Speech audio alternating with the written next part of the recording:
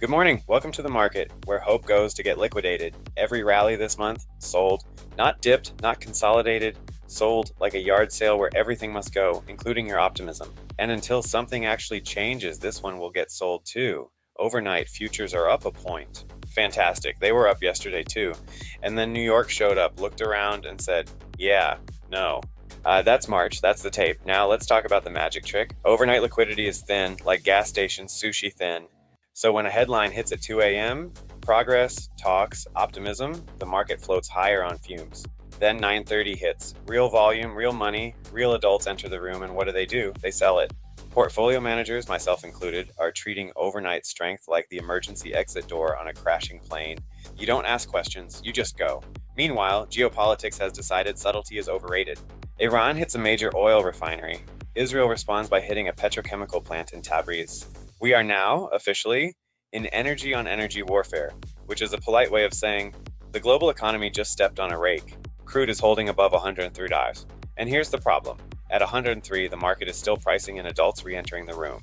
But if that doesn't happen, $120 oil isn't a forecast, it's a staircase. Now add this twist, Chinese flagged vessels in the strait. So Beijing is saying, let's just see what happens.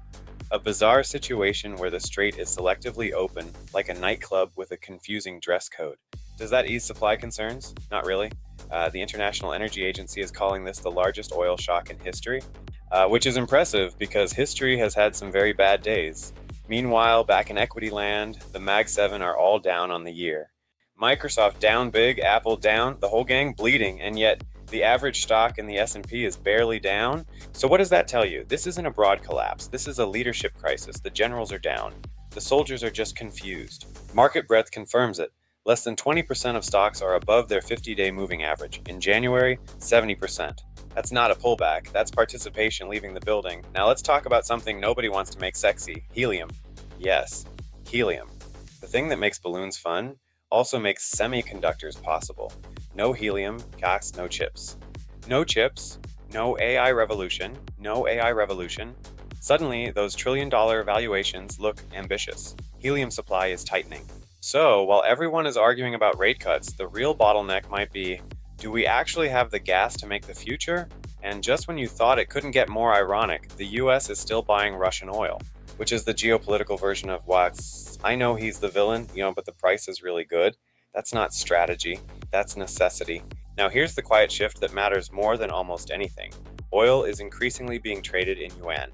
If energy starts getting priced outside the dollar, demand doesn't collapse overnight. It just erodes, slowly, then all at once. And when the dollar weakens, that's when things get interesting. Gold, silver, and crypto start looking like very modern solutions. So where does that leave us? A market where rallies are exits and energy is unstable. In other words, everything is fine, completely normal, nothing to see here. As always, questions below, and good luck out there.